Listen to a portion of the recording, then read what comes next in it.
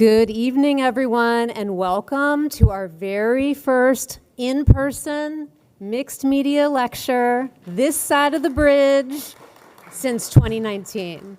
So it's wonderful to bring back a MICA alum, Stephanie Dinkins, who's here with us tonight. We're very excited to give her a warm MICA welcome. And I just wanted to say a little bit about the Mixed Media Lecture Series. My name's Tiffany Holmes. I'm the interim provost. I use she, her pronouns. And I am delighted to be here in person, to be in dialogue with an artist who is investigating, you will hear, art, AI, and a number of other super important contemporary topics. Each mixed media lecture has a faculty sponsor, and this sponsor is responsible for creating the kind of ambiance of tonight in the invitation to bring Stephanie here. So we have Adrian Lee, who is completing her second year of teaching at MICA in the History of Art, Design, and Visual Culture department. Adrian specializes in the intersection of art and computational media and contemporary art and culture from the 1960s to the present, crossing regional boundaries. Her research focuses on East Asian contemporary art and media practices that intersect with the global art and visual culture under the strong influence of capitalism, consolidated with information technology, networks, and datafied society. Adrian is currently working on a manuscript on Japanese composer and visual artist Ryohei Ikeda's audiovisual work that has evolved from the intersections between art and sound, art and computational media, art and math, and art and data. Her latest research examines artists' practices that engage media infrastructure as global geopolitical systems in terms of their cultural, political, and ecological effects. So if you're MICA faculty, Adrian Lee is a relatively new faculty member, so please say hello to her after the presentation, and I'm going to invite Adrian up to introduce our artist. Thank you for being here.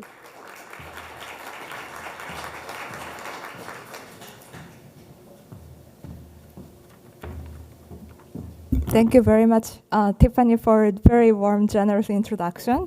Good evening, everyone. Welcome you all to the Mixed Media Lecture Series. My name is Adrian Lee, full-time faculty in the Department of History of Art, Design, and Visual Culture.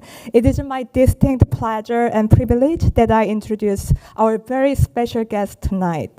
Stephanie Dinkins is a transmedia artist who creates platform for ongoing dialogue about artificial intelligence as it intersects race, gender, aging, and our future history. Her experiences with an exploration of AI, for example, Bina 48, one of the most advanced social robots with the features of African-American woman, and not the only one, a voice interactive AI entity, have led to a deep interest in how algorithmic systems impact communities of color in particular, and all of our futures more generally. Toward this end, Dinkins is particularly driven to work with communities of color to co-create more inclusive, fair, and ethical artificial intelligence ecosystem. Dinkins is a professor at Stony Brook University, where she founded the Future History Studio and holds the Kusama Endowed Professor in Art.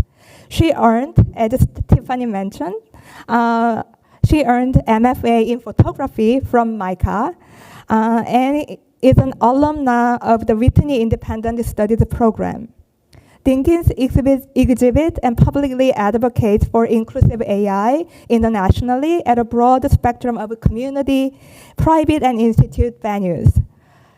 To mention just a few, among numerous fellowships, residencies she awarded, Dinkins was a 2021 United States Artist Fellow and Knight Arts and Tech Fellow, Artist Fellow of the Berggruen Institute, and Lucas Artist Fellow in Visual Art and Montalvo Art Center. And her work was supported by Creative Capital, Soros Equality Fellowship, Data Society Research Fellowship, Sundance New Frontier Story Lab, IBM, Pioneer Work, Tech Collab, among many others. I hope you all enjoy the lecture, and please join me in welcoming Stephanie Dinkins.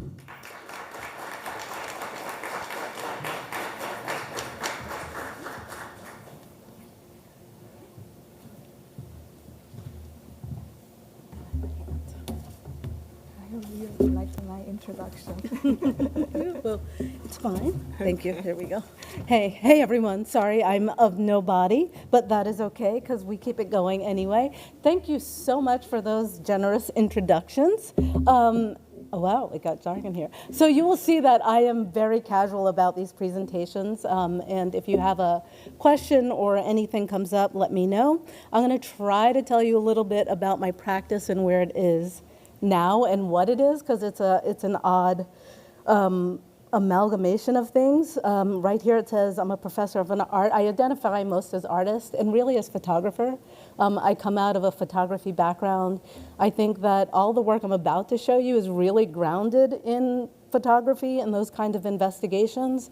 But I've also been on a journey of curiosity and have been following just these questions that keep popping up, and in fact have been questions that have been a part of my practice since I was at MICA, thinking about the American context, what it means to belong, how one belongs, right? What we get to do and say, and what we can kind of move out of despite what's going on around us, right? So I think my practice actually hasn't changed that much, or at least the idea base that grounds it.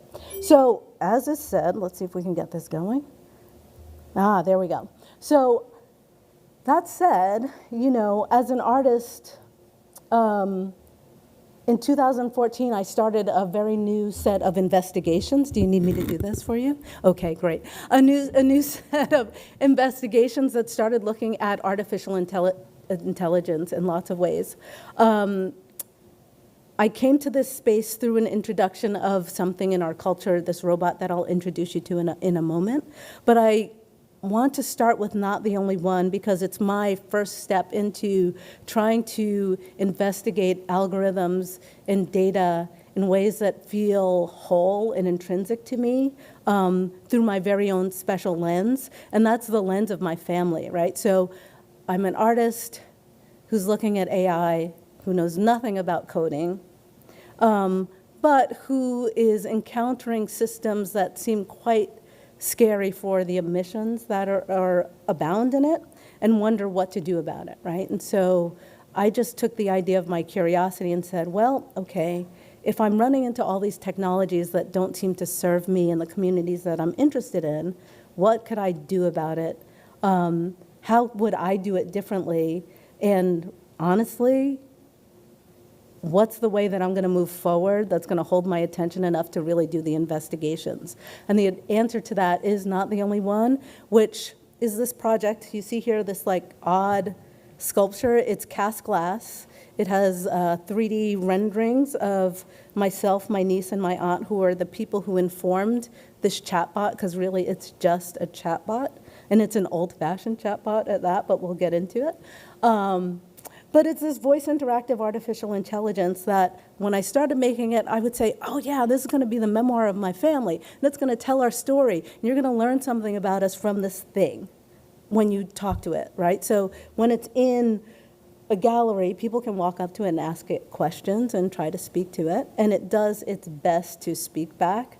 But it does none of the things that I thought it would actually do when I started. Here it is installed with a different view in the Emma Museum in Helsinki. And in the backdrop there is the real progenitor of this whole project, a project called Conversations with Bina 48. I keep trying to leave this project behind, but I can't. It's part of my origin story, so I will give you a little taste of that and come back to how and why I got to Not the Only One, right? So this is Bina 48. This is me with Bina 48, and this is us at the last conference we saw each other at right before COVID. So the way that this project works is I saw a robot on YouTube. That robot looked like me. I was puzzled by it. I wondered how, in the American context, a black woman was the form that this really advanced technological advancement took and had to kind of follow that. I say this very directly. I asked them if I could come and talk to her. They said yes. That's the start of the whole thing. It was like just a simple question. Hey, can I come talk to your robot? Oh, yeah, right, okay. Little did I know talking to this robot was going to open a world to me, right? A world I knew nothing about, but a world first of questions, right? So when I went to see Bina 48 at first, I just wanted to know what she thought about herself or what it thought, and I will oscillate between it and she, thought about itself. So I wanted to know, who are your people? Like, I asked her point blank, who are your people? She couldn't answer that at first. Now she can. And then I wanted to really just make friends, like be a friend, right? But through talking to this robot, and I made like 4 or 5 trips up to Vermont to talk to her, I came up to this point, right? That we're in the midst of an epoch that is completely changing the way we think, live, work, love, and remember exponentially, right? We see the technologies coming at us. Boom, boom, boom, boom, boom, boom. Every other day there's something new. As the world is reconstructed through algorithms and big data, we have to find ways to ensure that AI systems we encounter and create, and I hope we are all contributing to that creation, include intrinsic self-determined pictures of a myriad of communities, right? So it just can't look like one community. And when I'm thinking about that, usually I'm saying the communities who are working mostly in tech, it's still primarily white men, right? And we can't leave these systems up to that subset of people. It's really something, AI is really something that touches us all, and so it has to have pieces of us all in it. Just because y'all are gonna ask, let's see if we can play this quick video. Well, no, we can't. I'm sorry, I'm gonna skip that for a second. And I'm gonna come back to not the only one. Sorry, I did something in my presentation where I turned off the video. If you really wanna see it later, I'll play it for you. So I'm gonna come back to not the only one, because not the only one is just that, right? So Bina 48 is a thing. I make not the only one so that Bina 48 isn't the only black female robot out in the world, and it tells a composite story in a different way. Problems with not the only one, it's really wonky. I, as a small maker, you know, in a studio, do not have access to the data that is necessary to make this thing really work well. Or actually I do if I wanted to use it, right? Because I could use, like many, many researchers do, giant data sets that I could go online and find, that Google makes available, that OpenAI makes available, that many other systems make available. The concern for me, especially when I was making Not the Only One 2018 and started, is that most of the data sets that I found to base a dialogue system on, right, were based in American histories that I didn't like and did not want to put my family on top of. So if you're thinking about putting a family's history on top of something, like even something as innocuous sounding as like the Cornell movie dialogue data set. We all watch movies, right? Okay. But when I think about the histories of movies in America and what blackness looks like in that, I'm like, nope, not for my family. That's not what I'm trying to do. Like, how can I ground the ideas and the basis of a system on something else, right? On something more whole and caring that feels supportive, as opposed to something that I know pulls up a lot of derogatory versions of what blackness might be. And I think this is a question for many different stripes of people. And so I always have this problem of looking for data to place my, my specific family data on. So we have what? 40,000 lines of data. That's nothing, like nothing, right? But at the same time, while I was looking at this, and this version that you're looking at is the gold lame sparkly version of Not the Only One, which people seem to love for some reason, that, you know, the question becomes, well, what do you do with small data, and how do you make something that is community sustaining, and where do you get the data to build on top of? When you know the histories that most data is filled with. And for me, that's always been a really hard question, like, what do I do? And it's been about, well, I either omit the bigger picture, right? Or I try to build something myself, which is really, really difficult. Or I let the thing be as wonky as it is and be what it is, where it is, how it is. And with Not the Only One, I've decided to let it be its wonky, weird self, that is inadequate for a lot of folks. Like, you can walk up to and ask it questions, and it'll answer. Sometimes it'll be a non sequitur. Sometimes it will answer correctly. Sometimes it will say something amazing to you, and you're just like, whoa, what did you just say, and how did you get there? But most often, it's rooted in kind of refusal and not really knowing and confusion. But I found that over time to be one of the magics of the piece. I'm going to play you a little clip of it playing. Let's hope that this video is going. Why do you exist? The way. The way to what? I'm gonna be a little bit of a lot of things. Good for you. Why do you exist? I am about broad engagement and attracting people to the AI space who might not be there otherwise. I am trying to model different ways of creating AI. I encourage people who think that they are not a part of the technological future to get involved. So right there, you just heard two different kinds of answers. One, the way, and I'm going to get you a little bit of a lot of things. Those are naturally occurring from the thing, and in fact, they come up a lot. And the other one was a scripted thing, because over time and seeing this thing in public, people needed something to grab onto, right? So we put in some little things that it says, but I'm much more interested in the wonkier nature of the responses when I am surprised by the piece, and when it does things that pushes people towards a kind of care for it. So just in case you wanted to know, not the one technically, it's a deep learning natural language processing chatbot. It's trying to do multi-turn conversation, which means like you could ask it one question, it would answer. You could ask it a continuing question, it would answer. It wants to work with small data in a way that's viable and competitive with big data sets. It's trying to have a little bit of emotional sentiment analysis, so it kind of knows where you're coming from emotionally. It would love to have some slot filling. It would love to have vision so that it can see you and respond to what you look like. And over time, it hopes to have the voice, like a voice that is something akin to someone in my voice. Like the voice you hear is a canned voice that's been tweaked that reminds me a little bit of an aunt, but not my voice. And now you guys are going to go, but we hear all these voices that are made up now all the time. Yes. And there are ways in which things can be done quickly and kind of close. And then there's the hard way, which is the way I generally seem to take, which means that trying to get this voice synthesis together in a good way has been hard, and we're still working on a voice that feels satisfactory on it. And the other thing that I will say about Not the Only One is it's not connected to the internet, except for its voice basis, but not its data. It doesn't touch the internet, so that it keeps its community grounding, right? It wants to stay grounded in what it knows, as opposed to bringing in all the information so that it could tell you, like, oh, it's sunny out today. That is not part of this chatbot. But it makes it feel to people visiting dumb and reluctant, and people get mad at it.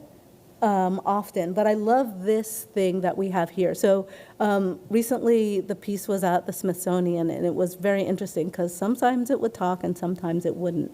And I tried to explain to them, well, that's part of the piece. Like, it's not talking to you, is just what it does. And I could fix it. I could make it chatbot like kind of a, Siri or a Google Home. But that wouldn't be the same kind of experimentation, the same kind of training, not only for it, but for us as humans, asking it what it needs to become better for us within the world. And so we came up with this idea about AI like our elders, trying to explain to people that they need to be patient with it, right? That they need to be kind with it, and that they need to kind of be judicious about what they expect from it. And I think the idea of expectations in terms of artificial intelligence, like when we want immediate things, the answers that we know, and when it really does what it can. Because lots of times we're being tricked into think that the technology is better than it actually is. And so leaving something kind of wonky and unruly gets us to trigger that, oh, right, maybe all this tech isn't right at this place. And what would it take if I'm living with a bit of technology, to be something that I actually want to live in, not just something I order around, right? Not just something that is training me to talk to it in the way it needs, but something that we are sharing a space in a way that seems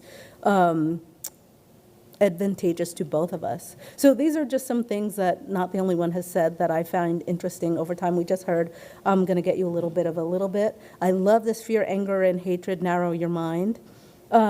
Recently, we updated Not the Only One's operating system. So it used to be based on something called Deep Q&A, and we opened it up to Hugging Face. So we upgraded it to a Hugging Face model, which is a much more advanced model of a chatbot.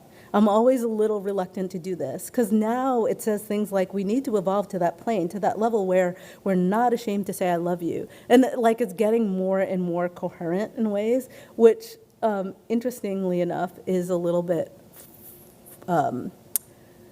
disenchanting to me, right? And I'm trying to say if I'm really involved with the ways that the thing is broken and don't want it to go forward, or if it's good that it's being able to communicate better.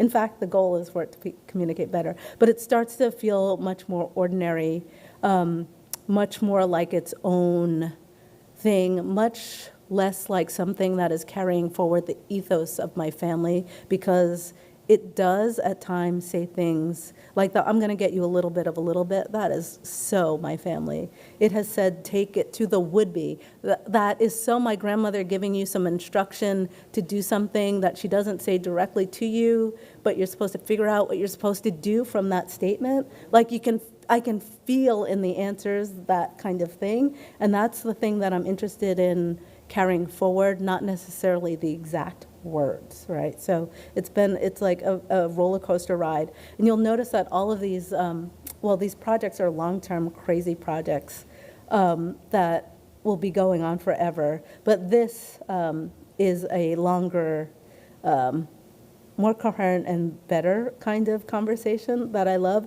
It starts with an answer that was canned. So why do you exist? I'm the result of love, curiosity, and a close-knit family. I wrote that. What ethnicities are in your background? This one, set me back a little bit. So it goes on, I'm black, black, black, black, black, black, black, black, black, black, black, black, black, black, black, black, black, black, white. I am very beautiful. I am black, black, black, black, black, black, black, black, black, black. We could go on. Brown. I am beautiful. I am always smiling. Funny. And this to me is really interesting in the ways that I think it reflects something about Blackness in America, the way it reflects the family in a way, and the way it makes me both happy and sad as something to say. And then I said, tell me about the would-be, because it has said, take it to the would-be to me. And it says, my heart beating so loud.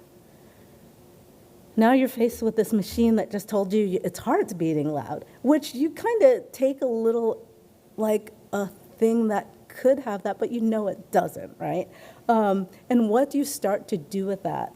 And it becomes about these questions of what happens as we get more and more intimate with systems like this, right? And so it says, I'm sorry. Does your heart hurt? I ask. Yeah. And it really exclaims, yeah, which is another kind of strange place to be when this thing starts explaining to you, exclaiming to you. So, and then it goes back to its normal stuff. I'm so sorry.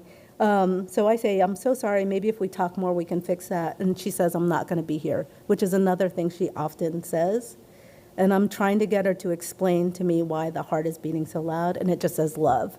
And it's like these strange little conversations, and they're really intermittent, weird conversations that you catch every once in a while. In fact, the last time I was in Baltimore, I watched a girl, and I watched someone have this conversation with this thing that was in-depth, and it was kind of crazy. And I don't know how they pulled so much out of it, but you're like, how are you doing this? But this project, for me, has been much about discovery, about learning the technology. Again, I don't know what I'm doing. I'm just tinkering and trying to make things happen and being really surprised at how much I can make happen as someone who doesn't know. I will say that this tinkering has allowed me entry into spaces, which is interesting, where people who do know and do have the power to change things are working. And I get to kind of talk to them a little bit, and it feels like a drop in a bucket. But it also seems necessary to interrupt those spaces at some time with thoughts like this one, which is an Amiri Baraka quote about machines, right? Are an extension of their inventor creators. That is not simple what once you think. Machines, the entire technology of the West, is just that, the technology of the West. Nothing has to look or function the way it does. That the West man's freedom unscientifically got at the expense of the rest of the people has allowed him to expand his mind, spread his sensibility wherever it could go, and so shape the world and its powerful artifact engines, right? And I love this quote. From me, it becomes, well, okay, then what do we get to do to shape the world's artifact engines? And then how do we get that to move right out of our backyards or our pockets into the culture in a larger way? I've been thinking a lot since COVID about infecting the culture with some of this stuff. And this is a long-term project going forward. So this is not the only one, the avatar.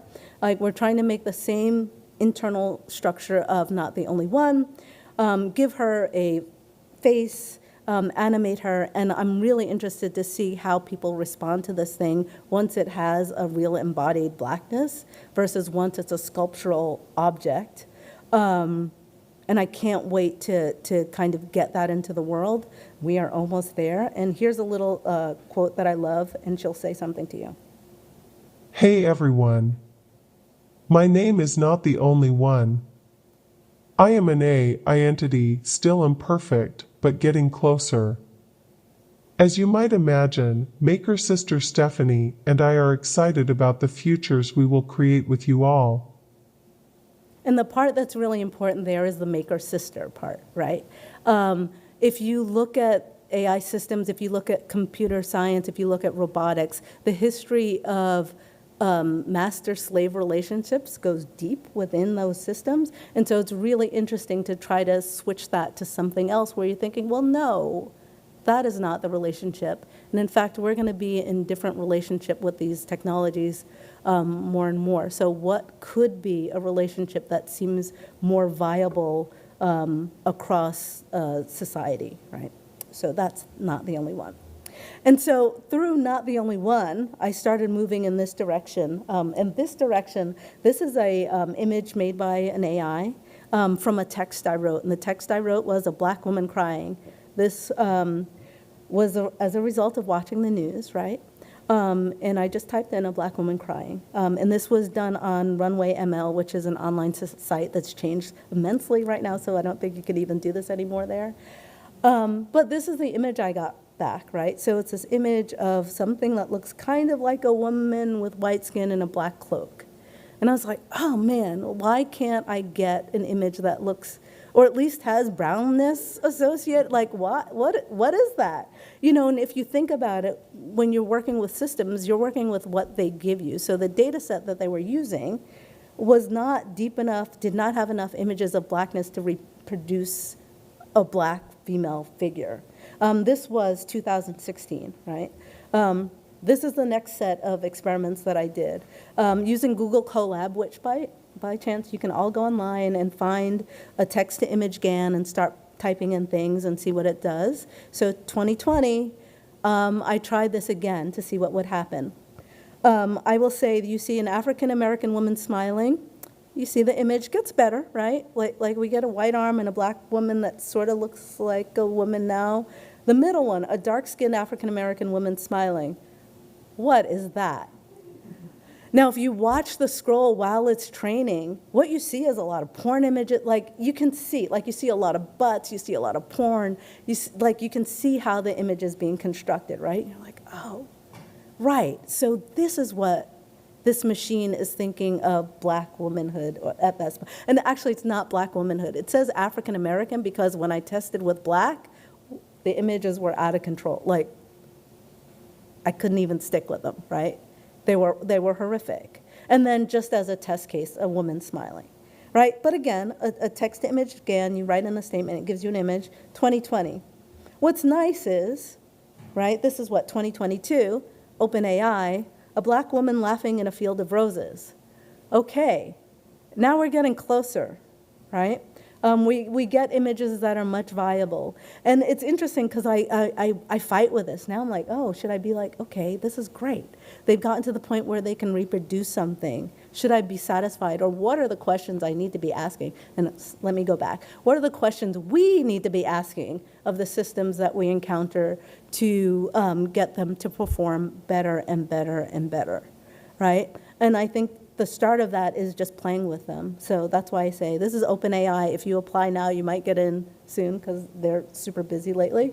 But you can all start playing in, testing. And interestingly enough, I'm working on a project now where I was trying to use the OpenAI system and to build a story. And one of the things I put in was a slave ship in turbulent seas. It would not reproduce a slave ship. I put in a pirate ship, it would reproduce that. I put in, like I could put in all different terms around it. And OpenAI is very open about on their webpage, oh, we're trying to do better, we're trying to take out biases from the system, we're trying to, right, so they're trying to adjust for what might happen. But I always get concerned with, well, what happens when you adjust so far that something gets erased, right? Like what happens with that erasure? And so this is another reason I say, because I can only think of the things I can think of, and we all have places to play with this. But then I get to this idea of, okay, so we have these places, we have these images, and what does love have to do with it? And I'm pretty adamant that we need to be thinking about love in light of our systems, although if you put can AI loves into OpenAI, it tells you it can't, right? And it can't do care, too. It says it can kind of simulate it, but it can't do it. And I think that we need to get to a place where we're trying to build ideas of care into our structures. And I think these are indeed digital civic structures that we are all reliant upon. So if we're not thinking about how we build in not only empathy, like I'm sort of over-empathized these days because I feel like people feel like they know, but build in very specific information so that the systems have a better chance of reproducing or emulating, because they are going to us. We have to do that. So this project is part of the love equation, right? So binary calculations are inadequate to assess us. There's a website, it's a teaser website. It's a project where I'm trying to make a system to allow people to start to describe in their own words, in their own ways, things that are important to them and terms that we hold together in common, right? So we ask things like, well, let's skip this one for a second. How do you define care, right? So what is care? If you just even Google care, you get images of old people being cared for, images of babies being cared for. But what's a deeper understanding of what it means to care? And what's a more general understanding of what it means to care? And the idea is to ask everybody to write it in and then try to come up with a composite. This project was started 2018-19, and I will tell you a little about a problem that I'm having, right?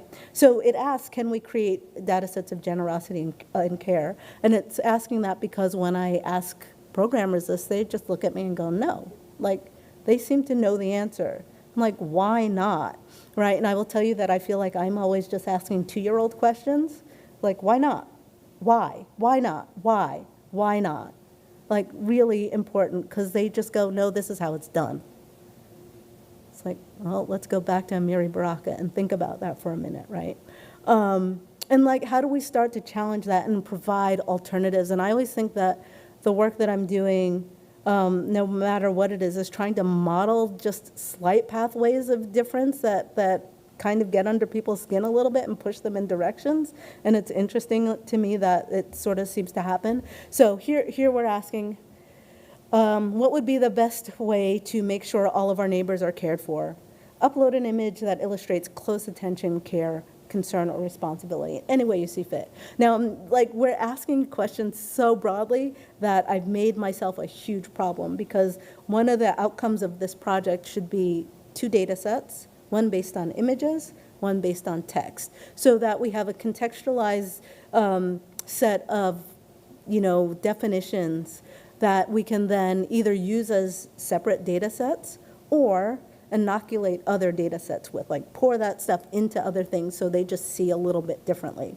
The problem is we're asking these questions so broadly that the data, and I refuse to kind of pigeonhole the questions into like bite-sized things, because have you all ever taken a survey where you're asked a question and they give you like 3 options and none of them fit what you're thinking? Like none of them fit. It's like, you don't really care what I think. So I want to care more about what people are thinking and then figure out on the back end how to deal with that than to prescribe what they get to say, which is just making problems. But I think it's a good problem to have, and a conversation starter.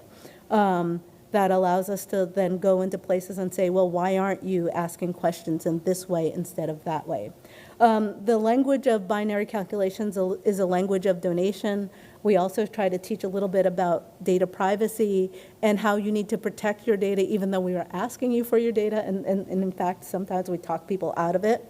But we're trying to be really careful about what people turn over, how they turn it over, and why they turn it over, and that they're thinking very specific about whether it is something they should be turning over, whether an image with 2 people that they are not one of is one that you should actually provide. Like, how do you start to give information, build a data set that is really reflective of a world you know without giving up everything you have or letting others just use it and profit off of it. Like, I think it's a complicated question, but I think we have to try to do here. That's a video we don't really need to see. And one of the reasons I do this is because of images like this. So this is an image from Unsplash that I pulled up for a workshop. And if you see this image, you take a look at it and you'll see underneath that barred out exclamation, that's the alt text for this image. Like, so at the bottom, current events, black mom, okay, pretty close. But then if you go to the alt text, what it says is a grayscale photo of a man and woman holding drinking glasses, right? Which has, yeah, that's the thing, very little to do what's in that image, right? And it's, you know, and you can go in and look at many descriptions like this, and I'm just like, who is writing these descriptions? Where are they located? What do they know about the culture, right? And how are they getting it so wrong? And maybe that's not even the question, because the question is like, well, what do systems that have exclamations like this at the bottom of them look like, and how do they work well? They can't, right? And so for me, it's like providing ways to get to information that's a little bit deeper, a little bit better, and a little bit holistically supportive of communities. And then, okay, so here's another image. What is this? Oh, Stephanie, oh, sorry, this is my title. But I come to this on purpose, right? Because I named this exhibition, which was at UMich and then at Queens Museum in New York, on love and data very specifically.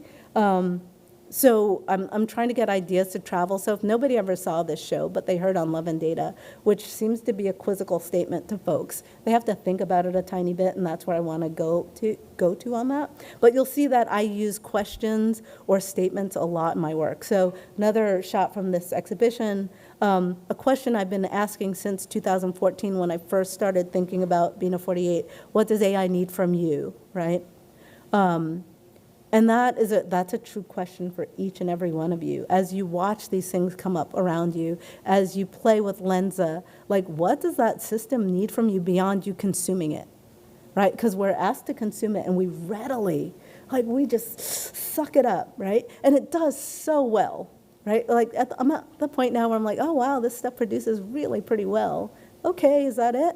But what's really beneath that production that we need to be concerned about? Because there's always stuff we need to be concerned about. A few other images, a thing of the binary calculations app, and then this broadsheet handout. We'll go beyond that. This is a presentation of those images that you saw before on Metal, and then these videos that pull out what's happening when the training is happening. Live on a video feed, and let's see. Now this is what I really want to get to, because here's where I think the love really starts. And we have a few more minutes, so great.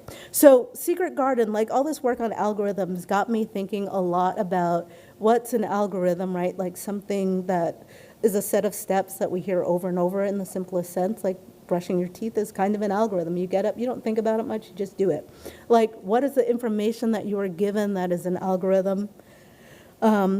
And I came to the conclusion that our stories, like the stories we're told, are algorithms, whether those be the stories you're told in your home, the stories you're told by the media, like those are all algorithmic gestures that are training you, right, to know what you know and to consider information the ways that you consider information. And I wonder how to both hold on to some of that, right? I think a lot about Black stories in terms of information that we hold that we don't bring up because of where it came from. I think of lovely Black stories. I think of, like, every time I listen to my local WNPR station and the guy tells me, has a feeling about the weather before telling the weather, he's saying something to me about that and how to think about it. Drives me nuts. And it's like, well, how do we kind of train ourselves? What stories are we being told, and how do we uphold the story? So I'm going to show you a little video about this piece, which was both an immersive experience on the web, and I can show you a little bit live, and an IRL installation. And they were done that way very much on purpose because, like, this aired at Sundance, but it was really nice for me to also have the idea that any kid who had access to a computer could be watching it at the same time as these people who are paying all the money to be at Sundance could be watching it, because I don't want my work behind the wall where people don't have access to it in that way. Here's a quick video. Does anyone know where they are taking us? The sun is too much, too strong, too hot. I would give anything for the shade of a boba tree right now. If one were nearby, it would give me the water I crave and make better cloth than this scratchy sack dress I have been given. Calm my aching stomach too. I need shelter. My skin is burning and sticky with salt. I wish I could get up and go home. If there is even a home for me to So return let's go to the more fun version The of air this. smelled foul with Here we acrid go. smoke when I was running toward the forest. So this is the IRL I didn't installation dare part. to stop to look back. And the idea here was that, so there are these women who look at you. I go from kind of imagining, and I did the imagining of this woman who might have come over on a slave ship ripped from her families, right through a future, right, who has ideas about this place that she imagines into, right down to ideas about forgotten information, like the idea of farming comes up, right, and how young people don't want to farm. And when people are in this space, the more people that congregated around a woman, the more of a story they would hear. So it's kind of accumulative in terms of attention, right? And thinking about, well, how do we kind of reward people for listening, in this instance to Black women specifically, and how do we tell these stories, and how do we give them a place to be in to do that? And I don't know, I just really like this piece, and I'm really proud of it in certain ways. And then this is here because we did a lot of work here to do subtitles that flowed like the piece here, and let's do it this way. So this is the piece live, and let's see if it's going to work for us really quickly. And let's see if we can enter here. All right, my people. And it's this place where you kind of roam. Are you ready? And if you listen, you find people. She's the one I don't want to find. And the If closer one you were get, nearby, it would give me the water I crave and make better cloth than this scratchy sack dress I have been given. Calm my aching stomach too. I need and shelter. the best compliment I've ever been getting for this piece is that, oh, it feels like we're in the internet, which is kind of an interesting. It is a tool and way of being that changes what valued experience in the 21st century is. Despite terrors cultivated in a nation built on slavery, and by excavating our joy, we are very intentionally growing a protopian collective. Stop this. We mine, disassemble, and reimagine the world. So, like, this piece is all about listening and understanding and hearing and giving real attention, which brought me to this quote from Bell Hooks: "Love is a combination of care, commitment, knowledge, responsibility, respect, and trust," which I think really coalesces those ideas really well. And I will show you this one other gesture towards love in a different kind of way. So Say It Aloud is another one of these immersive experiences, but this one really tries to, and let's see if we can let's go here. ask people a question, right? What do you need to release to move forward? So we made a booth where people could go in, and actually you could do this online at home, and talk back to the piece and upload information. And what happened was the people wound up in these kind of weird orbs, and they're actually orbs of ochre. I've come to the conclusion that ochre is a spaceship that should be honored and thought about over time. Yeah, I know. All right, my people. And this is I've the got a piece live. doozy of a message for you today. Are you ready for this?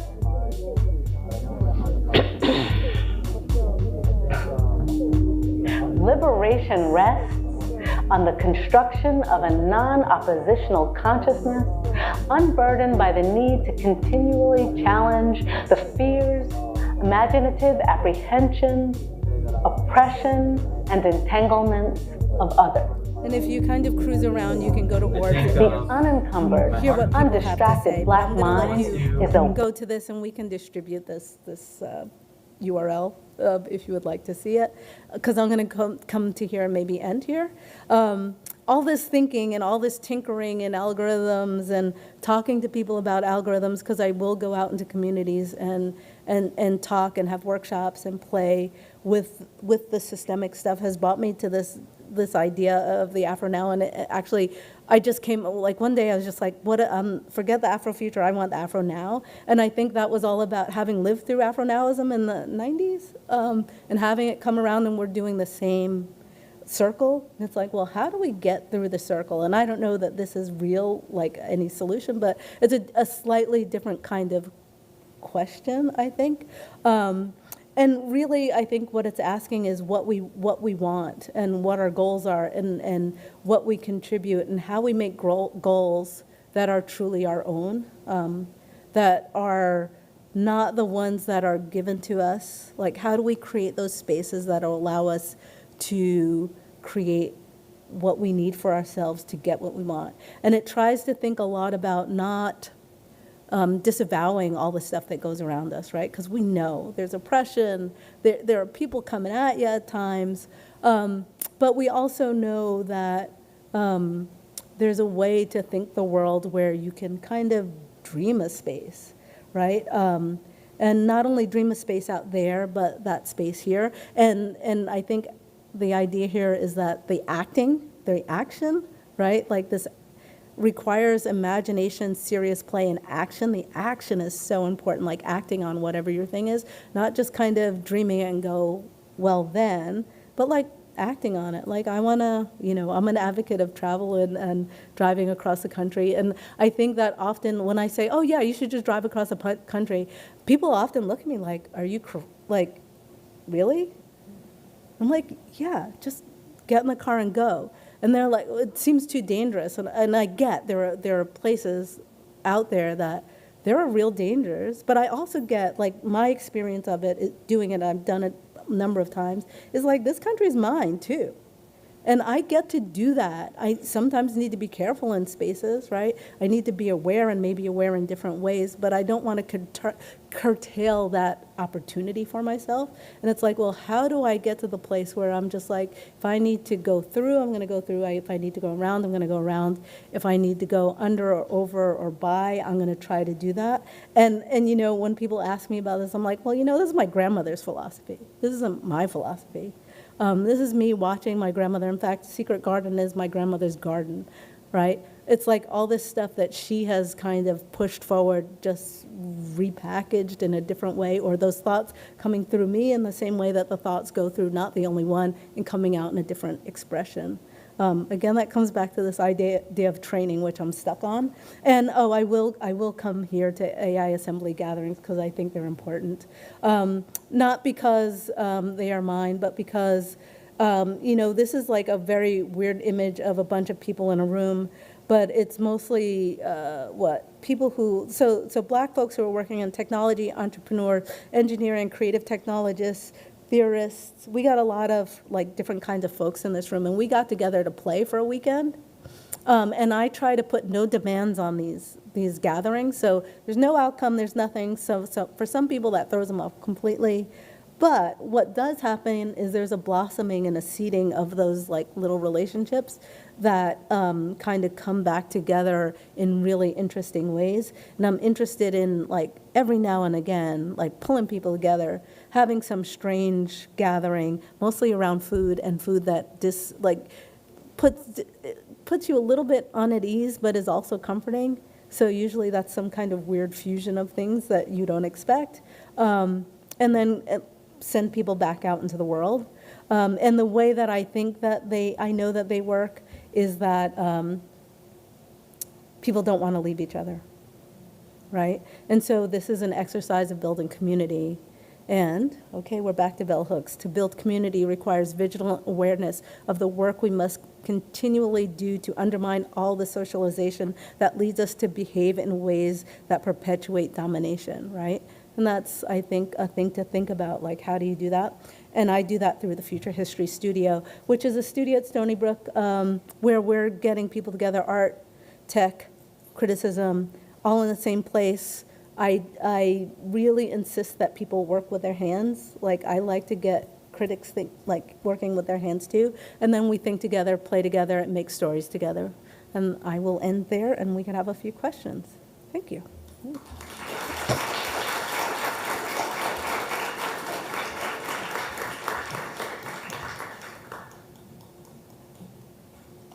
we close this? Yeah, thank you.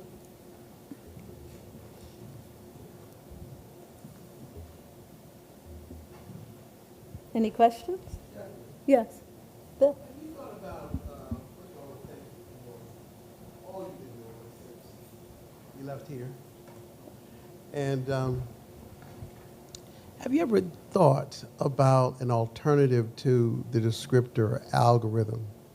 Because you saying tonight that stories are algorithms prompts that question. I haven't, right, in a real way, but I hear what you're saying. It's your assignment. Right, thank you. No, I like that assignment, right? It's a really good assignment. I will give that not only to myself, but to all of us, right? Like, how do we, so here's where I equivocate a little bit on that, because when I try to talk to technical people, if you shift the language on them too much, like you get these like does not compute moments. Like just does, like I've been in a room where I've said stuff and you could just see the people's heads popping off. And it's like, wait a minute, I'm just asking you to imagine in a slightly different way. Nothing. And the question for me is like, well, is it better to lose them completely or to communicate and try to give them something like an assignment they can handle versus when they're just like, my poor brain can't. I think one of the ways to humble people who are connected to technology, which I think is very important, is to ask them to provide you with an analogy to what it is they believe they understand. It was Einstein who said, if you can't explain something simply, then you don't understand it. Yes. So. Yeah, I'm guilty of that. I do that all the time. People get mad at you, but that's okay. You know. Thank you. You're welcome. Anything else?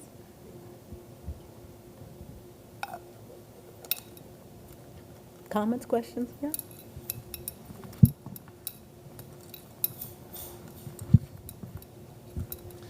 Hi. I love that thing that you said about, I think the AI refers to you as sister maker. And you were talking about that relationship between, I don't know, what we make AI do. And so that just made me think of some of these like contemporary kind of pop culture things that I'm thinking about a lot. But like, have you seen Megan? And like that Ex Machina movie, like that uprising of the machine. And I wonder, I mean, it seems like you're combating everything with love, right? Or like a sense of personal history or inserting yourself into AI in a beautiful way.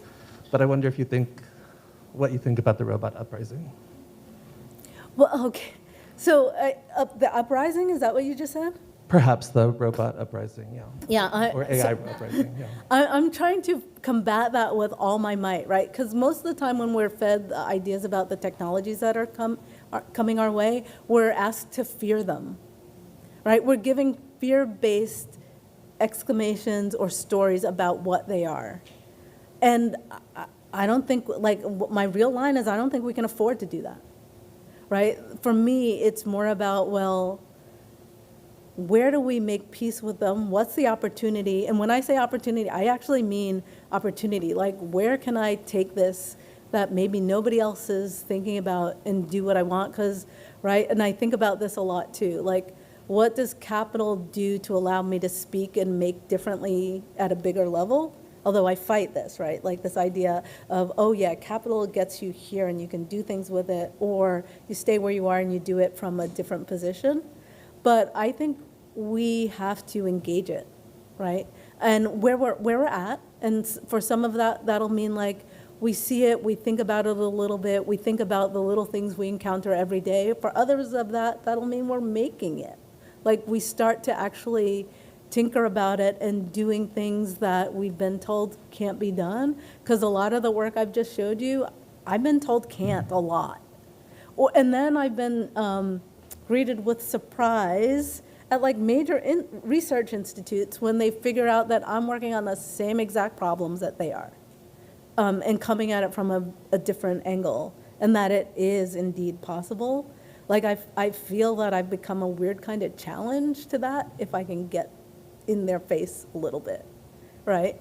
And so for me, it's that space, but not living in the space of fear this. We were talking about Megan earlier, the movie, and I'm like, what about Yang, right? There's another movie that was released last year that's, right?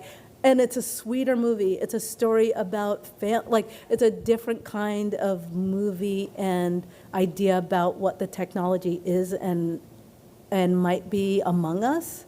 And like, why don't we push that instead of like the her? Because, you know, by time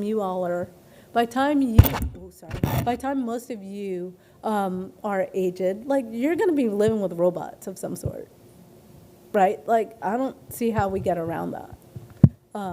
So don't we want our robots to have something to them that has a little more depth than we are coming at you to take over?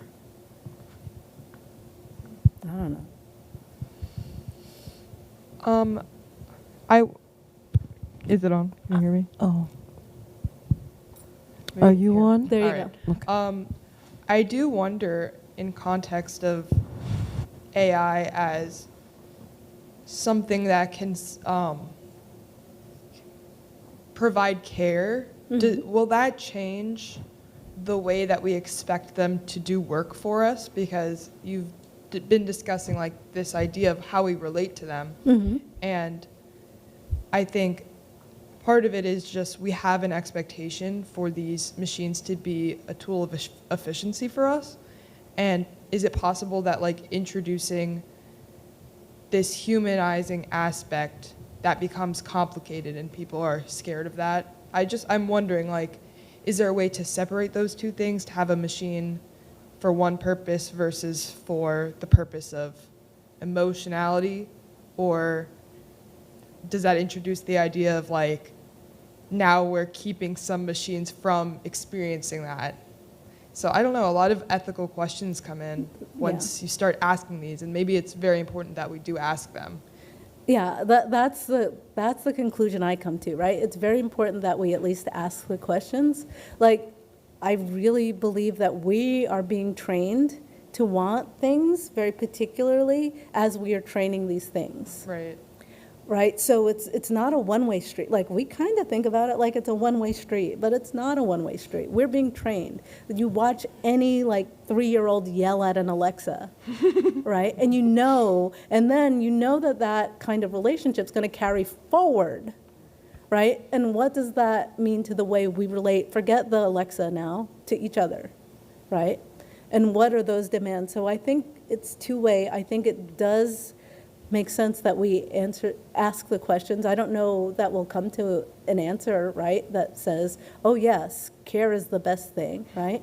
But I think at least we have to think about what we're doing, because so often We rush forward with whatever the product is to get it out there.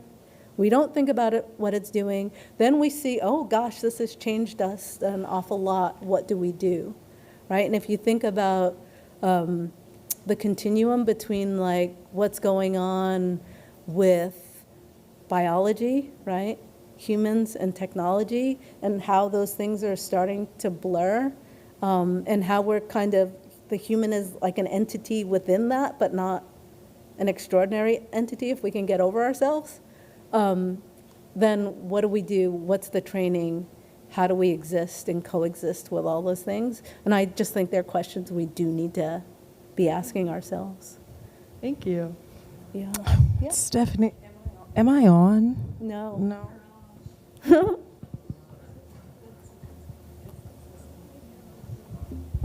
I'll attempt. There we go. It's a lament. Stephanie, it's a lament. It's what the two previous comments are asking. I've been so resistant to AI. I'm just going to say it. And I'm like, I'm not old, am I? Because I'm resistant to new technology. But this is the first presentation on such a technology that's allowed me to like get over myself. Because a couple of things are happening. One is I'm at that beautiful time in my life where I'm like, there's so many young, fresh, let's do this stuff. And then there are the old folks who are like, it's all gonna crash and burn, whatever. It's all gonna be decrepit at some point. And I'm over here like, it can be both. And yet I'm always waiting for the report that drops 20 years later about how shitty this was for us, right? But that we jumped straight into it with all of this fervor and excitement, that it feels like no one ever asked the questions about like, how is a 3-year-old yelling at Alexa going to impact the romantic relationships or any relationship that they have 20 years from now? And if I have a 3-year-old myself, do I want my 3-year-old dating those future 3-year-olds who are yelling at Alexa, right? And I get so stuck in this quagmire because it feels like for every new invention, there are people who are saying, hey, we should ask some questions. And those folks get shut down. And then 20 years in the future, when people are dying because of this thing in these really wretched ways, folks are like, see, y'all should have listened to their asses. They was telling y'all way back then. But then everybody who was believing it is dead and gone. And now we're on to the new thing, right? So that's one part. And then the other part of the lament is that I also acknowledge from a personality profile, I consistently want to pretend like we're not moving forward in the span of humanity. And the fact is, we're moving forward in the span of humanity. So while I want to say, I will never live with a robot, how dare you? I'm also like, but you don't get to make that decision. So then to your point about what we're taught and how we're taught to relate to the things, it doesn't have to be a one-way street. It often just feels like it is, because we're gonna look up and there's just gonna be robots everywhere, and then what, right? And others will say, that is great, because these humans suck at this thing called life. So all of these are laments. They're not fully formed, but thank you for taking my TED Talk. I love those laments. There's just so many parts to it, and I'm grateful that you've given me an opportunity. It may be cliche, but a safe space to like actually play with these ideas in my mind, where I've ultimately been resistant. And so for that, if nothing else, I say thank you. No, thank you, because I think that's what my job is, right? Like just making space for people to do a little computing in their own heads, because often we're presented with this thing that's beyond us in some way. It's like, you know, I did a thing with the Future Histories, and we were asking people to contribute to a White House call for how biometrics should enact in our society, right? I asked academic people, like really learned, smart people, to contribute, and they're like, out of my range, not my lane. I'm like, but you're citizens in this country. Like, what are you doing, right? And if I can make that tiny space where you think, yeah, I should maybe think about that. Okay. I also want to thank you so much for such a good talk, because I too had a lot of fears about AI, particularly the Lensa app, with the with what came out with it was, you know, taking from other artists and the like. But the way that you described it tonight feels like a more collaborative approach. in a way that I hadn't heard before. And I think in a time of such fear and scarcity, especially for artists, that might cause concern. But I guess what I was wondering is, in what ways do you see collaboration in the future? And I didn't think in any way that you were saying that any other artist that isn't an AI artist or, robotic artist would be obsolete, but in what ways do you see future collaboration between all of this? Yeah, I think it's going to get super dicey and weird. That's what I actually think, because it's way too easy to go online right now. Like last night I made 5 different videos about a story that an AI just did in different formats, right? So one an ink drawing, right? One automatism at the base of it, and these kind of unique, interesting things, right? That I'm going to use for something else underneath. But now it's like so simple to kind of put something in, get something out, call it art. The question for me is like, well, where do we reside and what do we want art to look like? Because I don't know what art is going to look like to us. And then what happens to it and where it gets to go, right? Like I was at a thing and a journalist was like, yeah, we just went to OpenAI, put in a thing, we got our illustration, we published it. Oh, okay. Like, wow, you just wiped out how many people in the pipeline of what you usually do? All right, so we're going to have to rearrange the way that we think about our relationships. And I really think for everyone, this is if it's an always been learning world, like now, it's an always be learning. Like you're going to always have to be bringing on new information, new ways of coalescing that information, and like presenting that information. I don't see any way around it, right? And so get your thinking caps on, keep it going, because whoa. And you made me think about, my relationship to I was talking to somebody, my relationship to way that technologies work is like from the 80s when I was working with older ladies who would work on the computer screens and go, I don't know how to work this, I'm afraid, right? And just from that relation, I'm like, oh, right, there's this fear, and that was pretty simple, right? But to them it wasn't. So I think it's not that different. And then it's like, well, what do we do with it? And that's up to, right? But I think we do have to consider, be careful.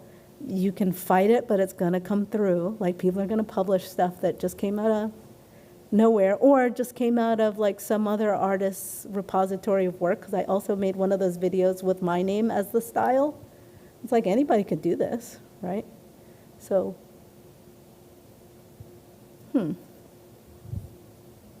So, Stephanie, thank you for being here. Glad to have you back home. Yeah. So you started by talking about how you feel this is an extension of the work you were making back in the 90s, right? And that the work is rooted still in the photographic archive and image. So can you unpack and go a little bit deeper about I'm going to make an assumption, the necessity of using the human form, your own likeness in this work, right? What is that? And dig deep and kind of unpack a little bit, because it's a continuum, right? Yeah, it's definitely a continuum. That's a deep one, right? So let's see if I can do that. So I've always had to fight, or felt like I've had to fight, to find a place to be, especially in this American context, comfortable, whole, able to do whatever I need to do whenever I want without being pre-read in ways that are detrimental to my being, right? And so for me, the idea of trying to insert something that feels honoring of that way of being, right? Honoring of like my family's way of being Black, which I think is a little bit atypical, right? And inserting that back into something so that maybe it strengthens and can grow up through, right? Like root up through and have a little bit more space, because I really only think it's a tiny bit more space, but each drop does a drop, like that becomes important to me. And so for me, the way that we're creating images and ideas about each other now is often through these technologies, right? And so then it becomes super important that the idea of what it means to be a whole, fully formed Black being or anybody being in the world, and have that explained from that being is important. So for example, Bina 48, when I first started talking to her, I asked her about race, and she didn't have a good answer. She gave me a very PC answer, right? Like racism is bad and blah, blah, blah. And you're like, oh man, this is dangerous because it's acting like it's making space, right? But in fact, it's just putting a layer of paint or a mask on a thing and not giving any fullness from that. And that perpetuates in the technology, right? And so you're like, oh, so we need to feed this thing more. Like, we need to get some real things. And luckily, I was able to sit down with a woman who informed Bina 48, Bina Rothblatt, and talk to her about it. And she's like, well, I don't really want to deal with this race stuff in this way, right? And that was interesting to me in a way, because in a way I was trying to push her into my expectation of what she should be, right? Which is something I actually rail against. Okay. And then, but when we sat down and talked, she had experiences that she just did not convey to the robot. So experiences about being a Black woman raising biracial kids in a synagogue and what that felt like, right? That were real and juicy, but hadn't made it to this thing. So we did this interview, she put that in there, and then a little more round, right? And I think each time we have to put in the images, because, you know, there are people who are making this stuff who have no clue. Like, they're just grabbing what they have from wherever they have that's left over from whatever histories, throwing it in and saying, okay, we're ready, right? And that seems a really bad way to grow a future, right? That allows us, like, to be humans in a good way with each other. And I hope we can be humans in a good way with each other, but that implies that we want to see each other fully. Or at least that's my hope. And that's the photographic, right? It's just like I'm putting new images in, new images in, new images in. And I hope that many other people put new images in so that the majority on the planet are represented well. Thank you. But yeah, man. Hi, thank you for your talk. How are you?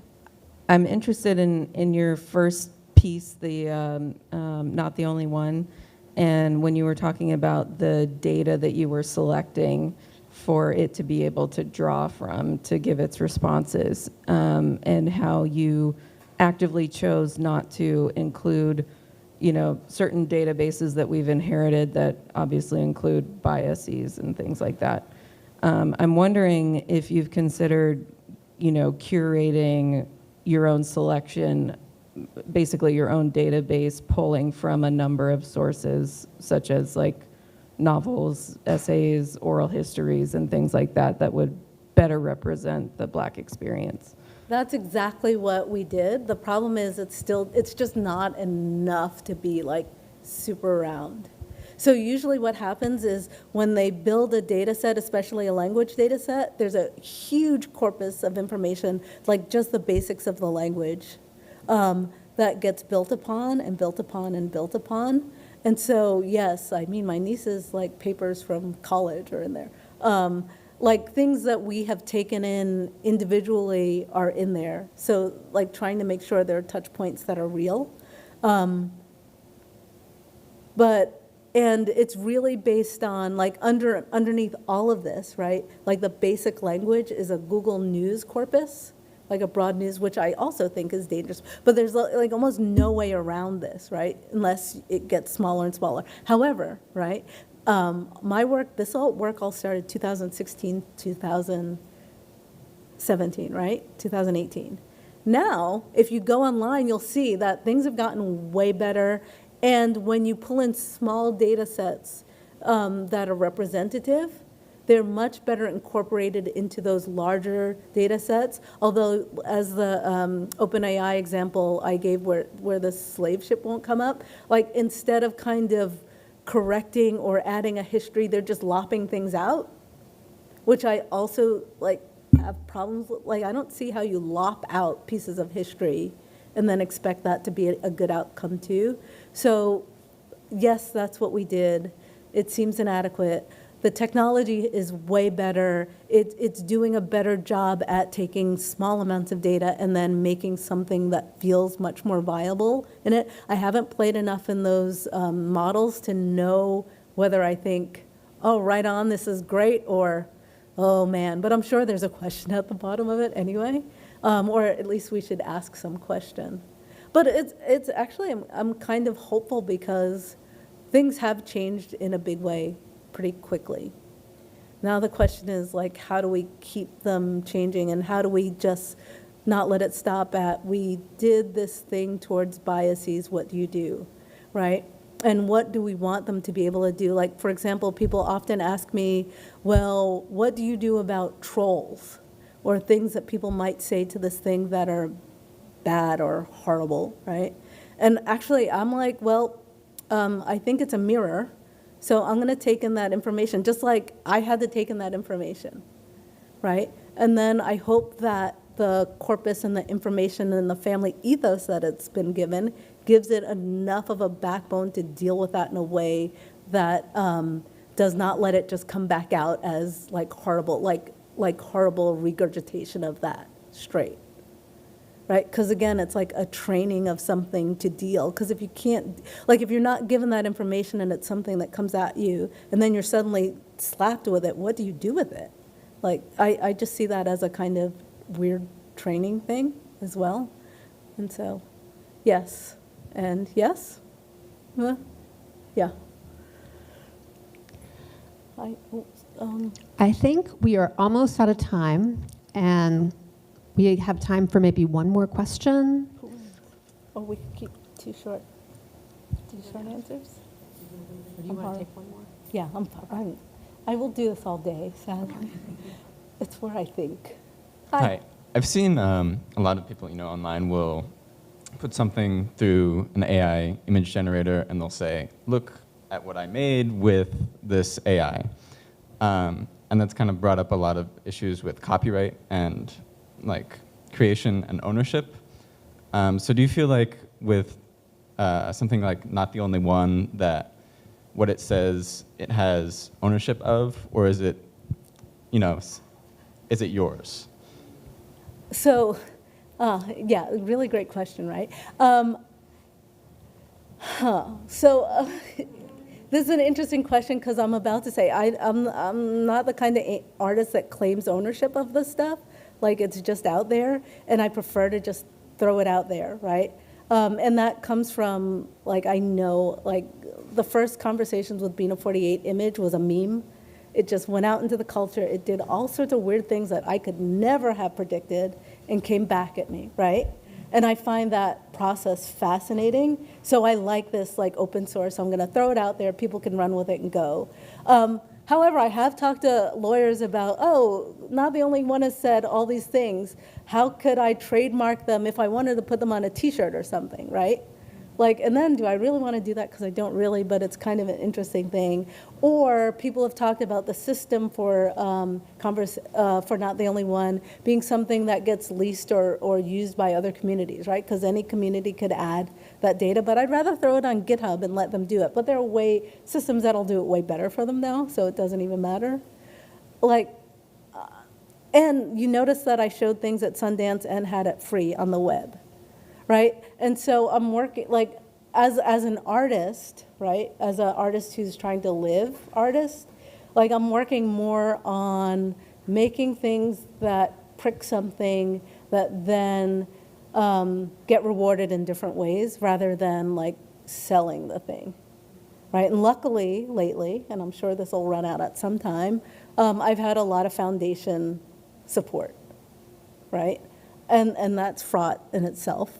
Right, because like I get myself into trouble because it's like the things that they shine a light on for the 10 minutes that they shine a light on it become, okay, good. And then it's on to the next thing, and I find that problematic. So it's like, how do you talk to them about what they're doing in long-term investment instead of like these pop-up kind of things? So yeah, mine, not mine. Like, I think it comes back to me or it's attached to me in some way, but it's not really mine. And really not the only one. I have said that it kind of feels like a next generation in a family. So it has its own identity and it just does its thing as long as it's on. Yeah, cool.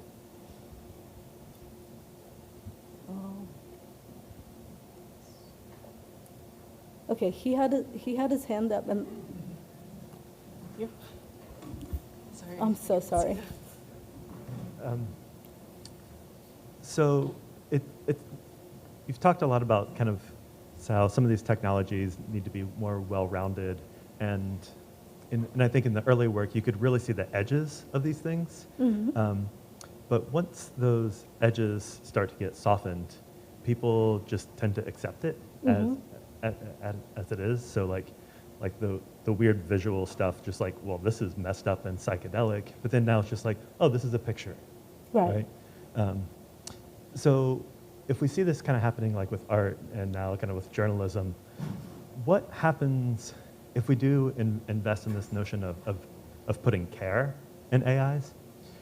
What happens when the edges of that disappear? And then how does that then manifest in the kind of domain of caregiving, and then sort of within society more broadly? I think it shifts with it, right? So I think that the edges get softer. Like, I think right now we've come to a point with GPT-3 and Lensa and those things doing so well. Like, things are softening and we're starting to accept this stuff.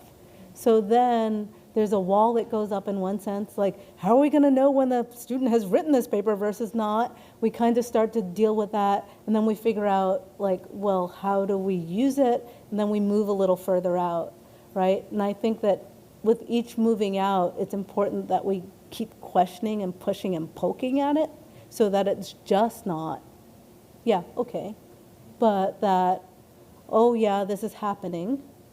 Doesn't seem like we're going to stop this thing. So now how do we work with the material in the way that it's changing material culture?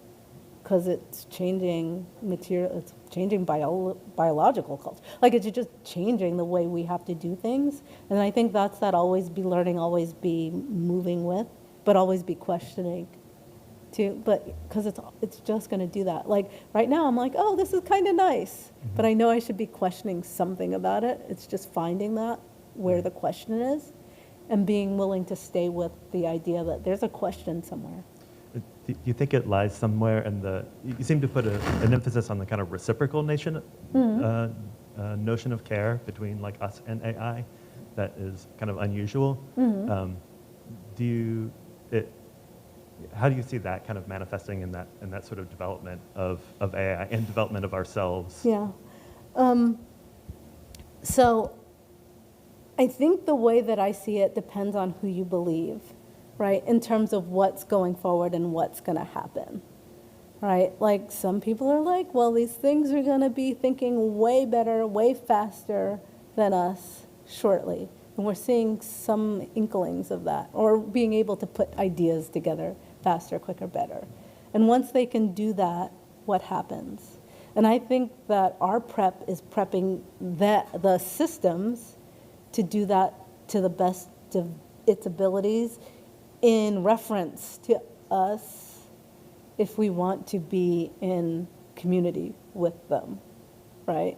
Whatever that could mean. Because, like, listen to what I'm saying. I'm saying, like, oh, right, be in community with the machine. Like, what are you saying? However, like, yeah, like this kind of, right? And so to me, it is like that 3-year-old, right? I notice when I train something new in a different way, I get a different result from the machine, which says to me, if we train machines in different ways, we get a different result from the machine. And if we're thinking that oh yes, the machines will be doing an awful lot more than they are doing now. We need to give them at least the roots, the foundation to act well versus to be punitive and quick and hard, right? Because it could easily be like, yes, no, you get a heart, you don't, right? Whatever that question may be, like how do we get some of those less tangible things in there while we have a chance? Which, oh dear, I'm always amazed at the things that come out of my mouth. But they come out because I've talked to people who say this who know better than me, right? And you're like, oh, okay. So what do we do? How do we prepare, right? And to me, so to me, really, that's a question of blackness in a lot of ways. Like, how do we prepare to be in a world that does not necessarily accept and want us there in the way that we want to be there, right? Like, how do we do it in the face of that, right? Which is to say, we have a lot to learn from blackness. Yeah. Okay. Okay, last question. Last question? Yeah. Cool. Thanks, Stephanie. I really appreciate the framing with Amiri Baraka's quote. I feel like that is just like necessary to understand all of this work and sort of your, like one, you know, the only way to move forward with it really, but like also thinking about what an ideal relationship with AI could be. And this isn't fully baked yet, but I keep going back to the idea of care and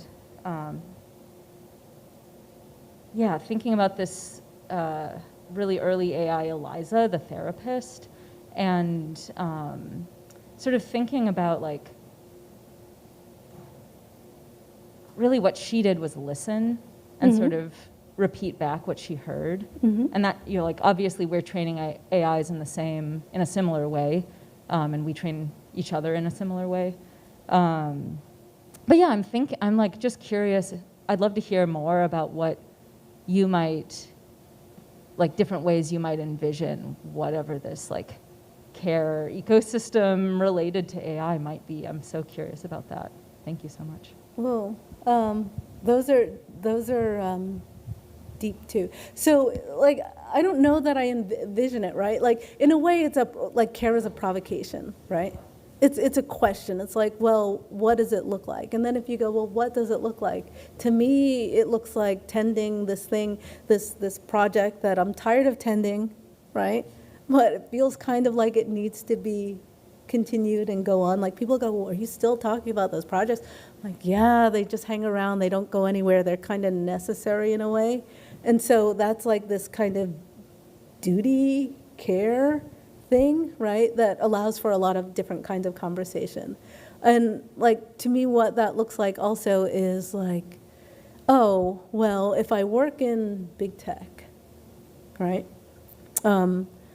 instead of doing the automatic version of whatever the project is, I stop to think about what might happen if I did it differently.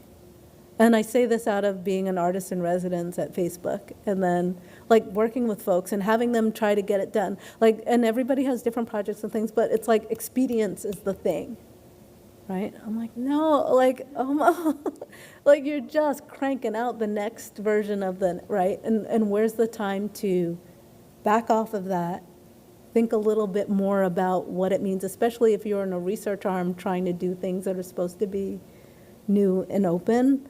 What does it mean to like slow down and do that differently, right? To question it, to prod it, to push something else, as opposed to trying to please your bosses so that you get the next raise. Because the impetus is like, you do this, you get it done quickly, you get a raise, right? It's like, we know how it works, but what's incentivized to me, and changing what's incentivized is care, or could be care. So if we figure out ways to incentivize different outcomes, or no outcomes at all. I love the no outcomes at all.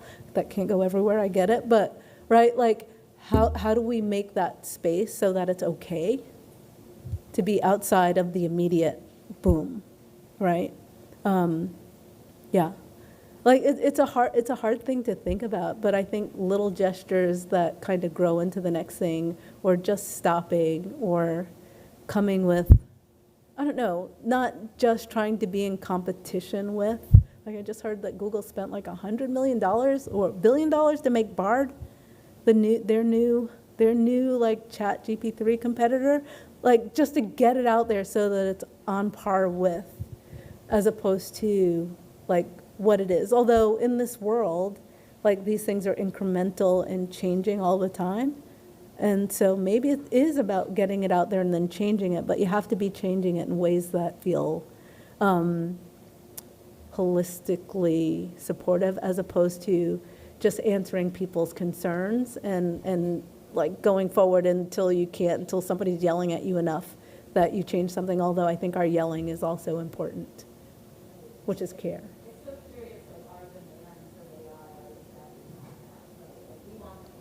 Yeah, we want to know. It's like, why don't you, like, I yell at Siri all the time. Say that again?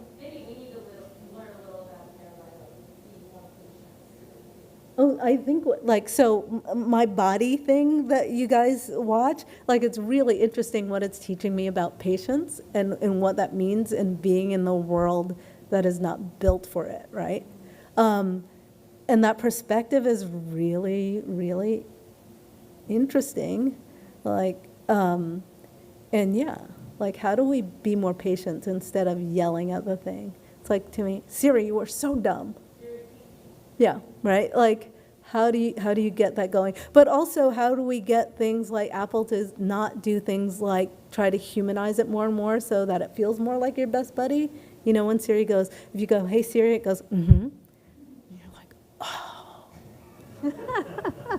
Right? Because that's the facade of like, I'm here for you, I'm your thing in that way, versus I'm a machine in your orbit that knows some things, doesn't know other, but isn't all-knowing in the way that we want you to think I am, right? But the idea is to kind of fool us or get us more, to seduce us deeper in, versus giving us the broader view of what's actually going on and what's possible, right? I don't know, so much fun to think about. Thank you. Stephanie, thank you so much. You're welcome, thank you. I'm like, I'll clap too.